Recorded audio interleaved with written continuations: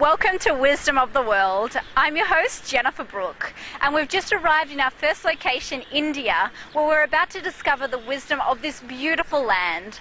Join with me as we learn about its ancient knowledge, celebrating culture and festivals, support some local non-profits, and be inspired by a wisdom that echoes across time. I'm actually standing at the front of New Delhi's India Gate, and as we step through this grand monument, we're about to step into the real India and its wisdom that it can share with the whole world. India is an ancient land located in South Asia with a population of 1 billion people. At first glance, India may appear to be a developing Western culture with the rise of fast food chains, busy traffic, and the odd snake charmer. Yet underneath its apparent surface is a land filled with ancient wisdom. While most countries today are focusing on solutions from the outside, India seems to still be holding on to a technology over 5,000 years old, and that is the technology of inner development, which the yogis and the mystics of this great land called self-realization. So I decided to dig a little deeper into this mystical land and see what knowledge I could take back to the Western world.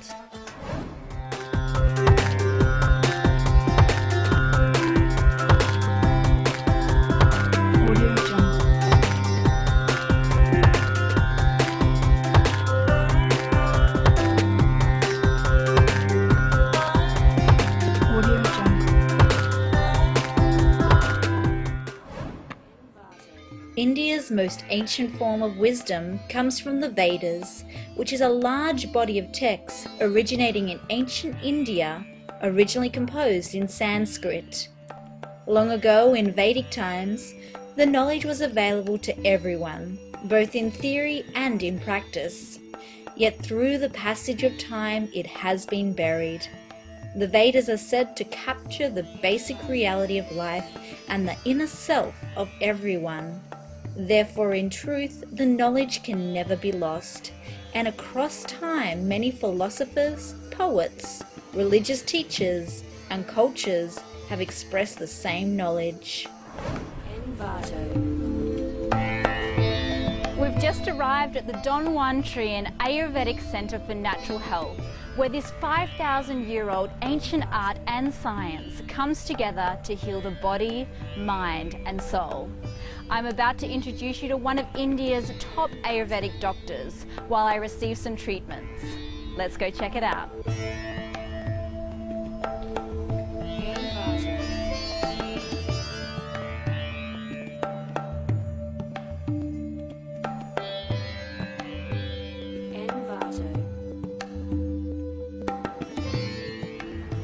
We're sitting here with Dr. Pandey at the Dhanvantrian Ayurvedic Centre for Natural Health, where we're about to learn the ancient principles of this amazing science and art called Ayurveda. Thanks for joining us, Dr. Pandey. Now, can you tell us what are the ancient principles of Ayurveda? Ayurveda is ancient science of life. When you tell Ayurveda, it is combination of two words. A word Ayu means life, life, and Veda is science or knowledge. So Ayurveda is a science of knowledge. And can you tell me what are the ways to diagnose someone through Ayurveda? Yeah, basically there are three ways. Once a patient comes, we first observe him, that is observation by looks, then interrogations, and then touch. These are the three basic things. And rather than when you go a little more in detail, there are 8 ways of more. 8 ways, 10 ways, methods like that. In that 8, when we take it is pulse, urine, stool, tongue, whether tongue is coated or not, and a sound, touch, and this vision, as well as the physic, appearance. These are the 8 basic things in which we have to go into detail to have.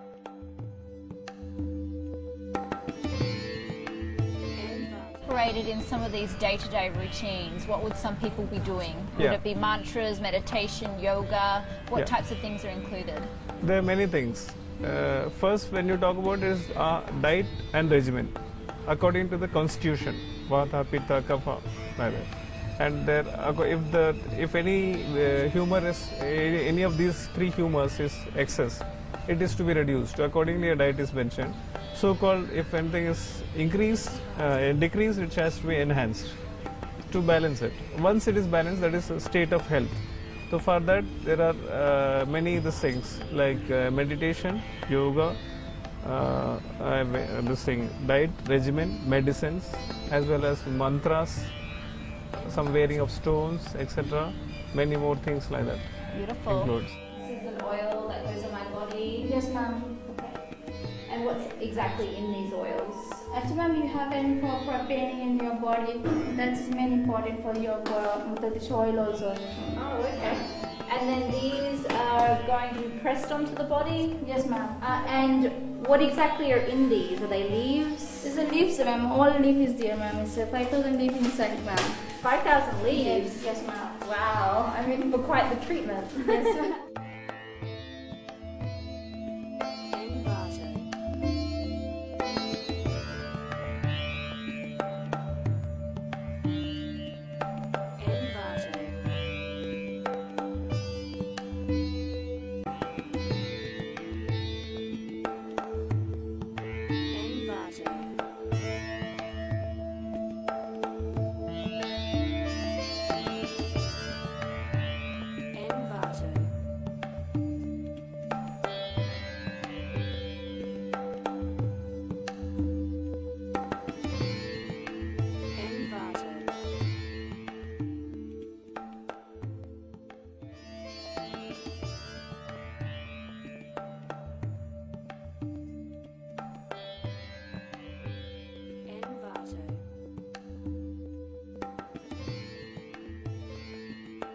And Dr. Pandey, if you could give any tips to the Western audience at home, obviously many people in the West follow a totally different regimen, whether that be the way they treat their body or the medications they take, are obviously very different than the Ayurvedic routine.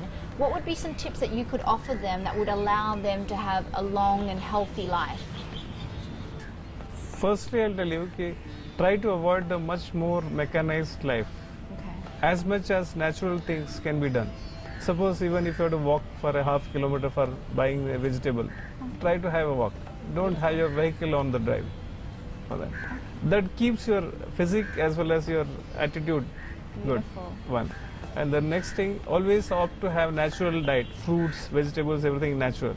Not the artificially inseminized pesticides and insecticides, etc. It should be a natural one.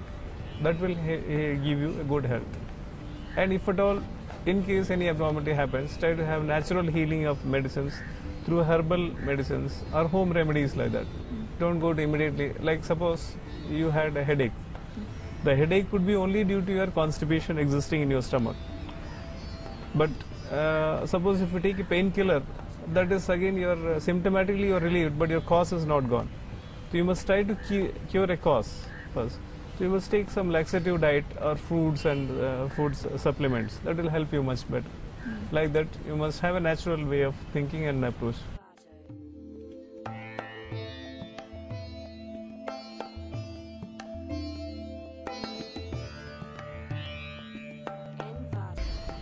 Well, there you go, folks. That was Dr. Pandey talking about the ancient principles of Ayurveda and how it can benefit you to live a long and healthy life. Thanks for joining us. Audio Jungle.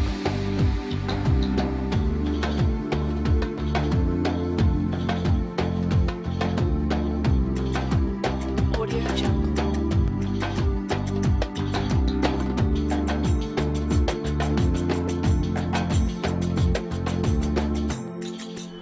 We just arrived in Leh Ladakh, which is in the utmost peak of India on the foothills of the Himalayas. We are currently 13,000 feet above sea level. The town here is rich in the Tibetan culture. So today, we dive into the wisdom of its people, their spirituality, way of life, and the way they serve each other. Welcome to Leh.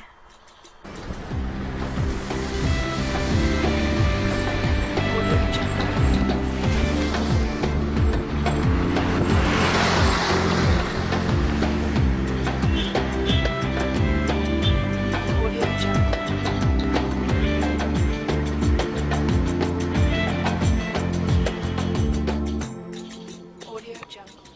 Buddha, also known as Siddhartha, was born 500 years before Christ in northern India.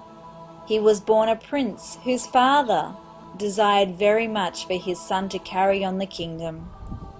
In the early pregnancy, his mother received a vision while dreaming that her son could be one of the greatest saints. After hearing word of this rare vision, the king banished all sights of suffering and disease in order to shield his son from becoming a saint. He then surrounded the palace with a triple enclosure and guards and proclaimed that the use of the words such as death and grief were forbidden. One day Siddhartha was inspired to travel to the nearby town, from which the king did his best in camouflaging all sorrowful sights. Yet his attempts were not successful, as Siddhartha came to witness sorrow, grief, and old age for the first time in his life. We are standing here with Chamba-san, who is a Buddhist Lama at the Tiksay monastery in Leh. We have the opportunity to share some wisdom with him today. Can you tell me, how old is this monastery? ये 700 से ऊपर पुराना है. And can you also tell me what is the key principles of Buddhism? Buddhism का सबसे ज़रूरी झूठ नहीं बोलना, आदमी को धोखा नहीं देना और नेक काम करना, यही है सबसे ज़रूरी. And what is entailed in a Buddhist spiritual life? सबसे ज़रूरी पूजा पाठ, मेडिटेशन, यही करते हैं. Well, thank you so much for sharing time with us today, and we'll get up there and do some meditation. How about that? After leaving his family and all his riches, Siddhartha spent years in meditation and contemplation, from which he then learned that all suffering comes from desire. Upon reaching this state, Siddhartha had become Buddha, the enlightened one, and went on to teach how to find liberation from suffering. Buddha offered many teachings, one of which was the Noble Eightfold Path, this being 8 steps consisting of wisdom, right views, right intention, ethics, right speech, right action, and right livelihood, mental discipline, right effort, right mindfulness, right concentration, which ultimately assisted many in the path of liberation for centuries to come, and continues until this day. We are standing with Chamba at the Tiksay monastery in Leh, and we've just actually spent some time up there with the monks where we were doing prayer and meditation, and we were really interested to find out what are the key principles of a Buddhist life. All sentient beings and environments all are dependent of each other. You know, we're believing like that. It's interdependent, it's like that. And interdependent is like that, we all are interdependent of each others. So, and we are dependent on our karma, which we do good and we have good. That's the interdependence. So all sentient beings and all, human beings and environments are dependent of, interdependent of each other. Yeah. So everything from your environment to the animals around you to your fellow friends and people that you live with is all codependent upon each other. Yeah. So that is the main principle. Yeah, it is. And as you talk about non-violence as the other main principle to Buddhism, can you tell us about that? Yeah, non-violence is very important. First of all, it's very important to have a non-violence from mind. If we think, I don't harm, I don't kill any animals, any sentient beings, automatically or physically actions stop. If we think, violence, or physically, or hand and or Buddhist work after that. First of all, we have to have through mind, through thought, we have a non-violence in our mind. If we have a non-violence in our mind, we never do. We never actions after that. Yeah. So the non-violence really starts from balancing your mind out, and then as a result, your physical actions and everything else becomes peaceful. Yeah, it is. It is. Beautiful. Yeah. Well, thank you so much for sharing this amazing wisdom with us. We've just arrived in Varanasi, which is known as India's holy place. Many people travel from across India and the world to find this holy place. But the question is today, as we dive into this land, what is it that makes this place so special? And what are the Hindu people truly looking for?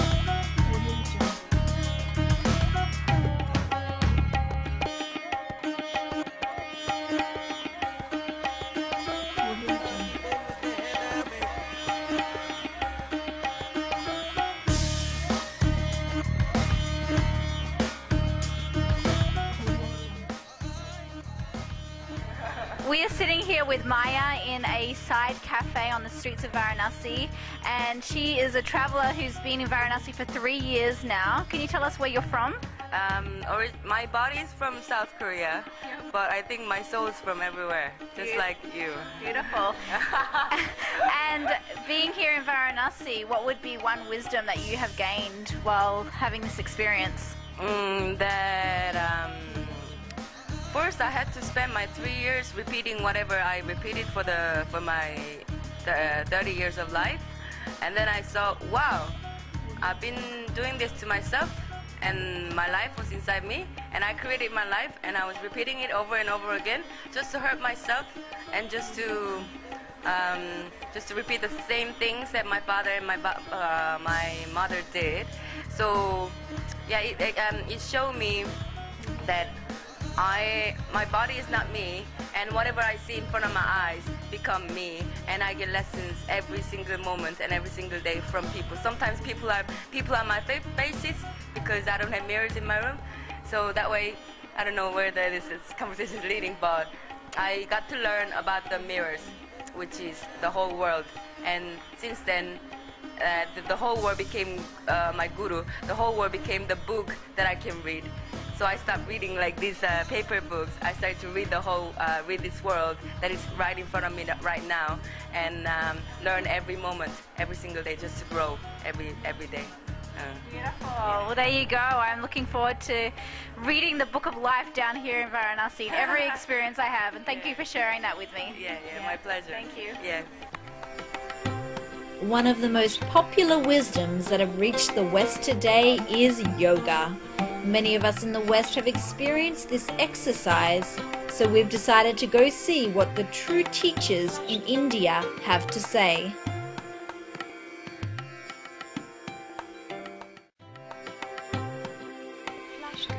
We are sitting here with Vade at the front of the Buddhist Yoga Center in Varanasi, and he's an amazing yoga teacher who's been practicing for 20 years and wasn't taught by a master but rather received it from God. And I have a few questions for him today. Can you tell us what is yoga? Meeting with soul is yoga. Mind and soul, when come together, that is yoga. So now mind have connection with nature. Understand? Mind have connection with nature, and that reason mind cannot go the inside. So you try to give the light to mind. When your mind is looking everything in the light, easily he is satisfied and he will go the way of soul.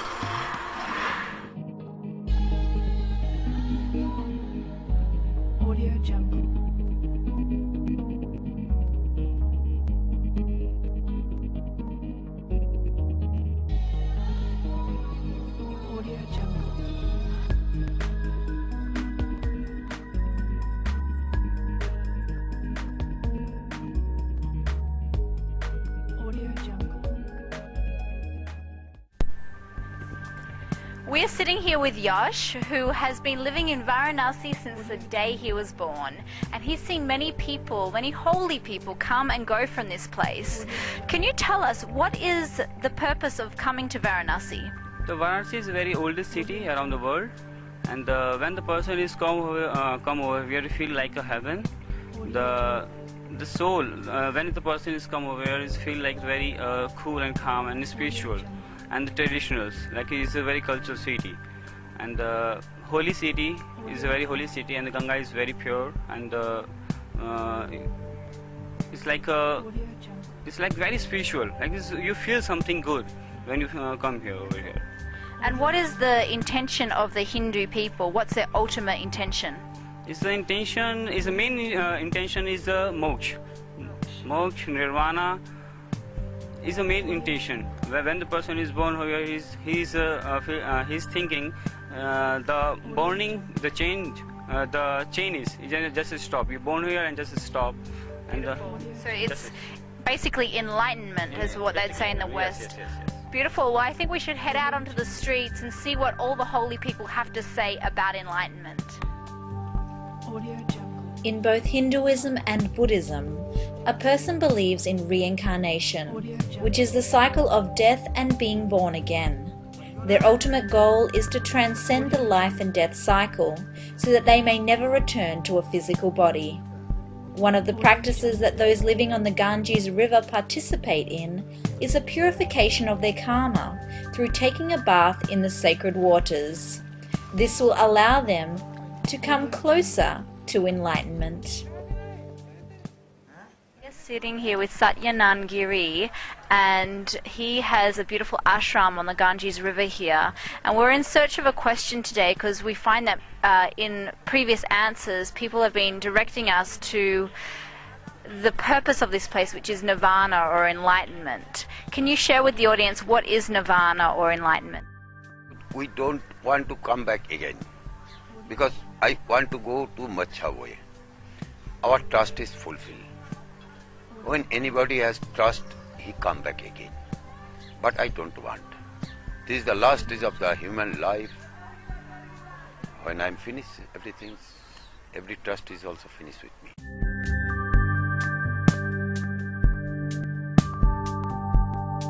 Audio Jungle. Audio Jungle. Welcome to the sacred Ganges River. Here we are sailing down the river of the Ganga, where many of the Hindu people come to bathe, where they believe that the purification of all their sins take place. We may even see the scattering of ashes into the Ganga, where those who have just ended life are purified for the final time. Audio Jungle.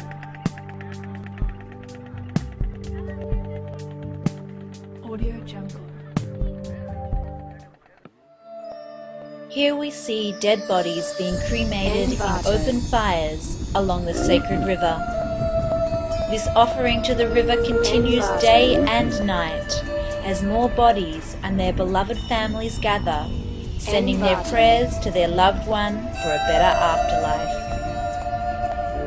We are sitting here with Shivananda Brahmachari, who is a beautiful guru who's been on the shores of the Ganges River, travelled all the way from Calcutta, and has spent much of his life searching and learning and practicing. So we have a question for you today. Can you tell us what is enlightenment? Enlightenment means what is light. But it is nowadays many things happening is totally mystical because everybody wants to be enlightenment. But nowadays, totally business going on. Big ashram, big car, big air condition, everything is air condition, big car. So they want to be enlightenment, but it is not possible. Enlightenment, you have to sacrifice everything. And how do you reach enlightenment? You must be the truth. And what is the truth? Observer. You are observer. Observer is knower, and knower is the truth. And you live with observer. Body and mind your object. So the body and the mind are objects. They are not who you are. You are simply the observer. Yes, you are simply observer. You are not body, you are not mind. You are observer to action of your body and mind. And can you tell me an example of the observer? Just like sometimes you are looking movie, actor is acting in the movie, his father is dead and actor is crying. Very good acting, very nice acting, but he is not involved in this behavior because he have a true, he have no any sad feeling, nothing. Audio Jungle.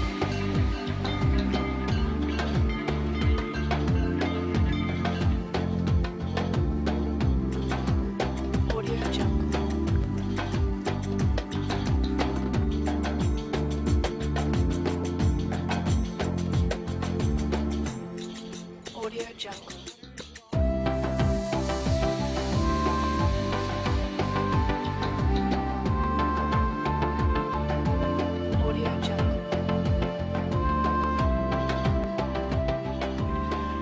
Well, it has been a rich and fulfilling episode of Wisdom in India, and what I've discovered along the way are amazing pearls of wisdom.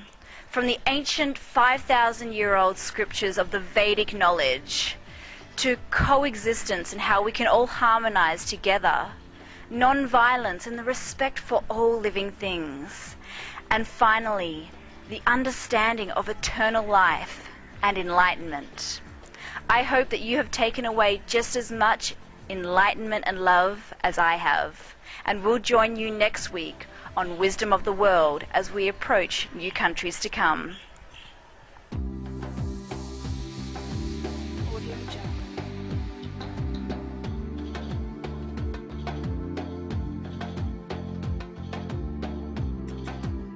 Audio Jungle.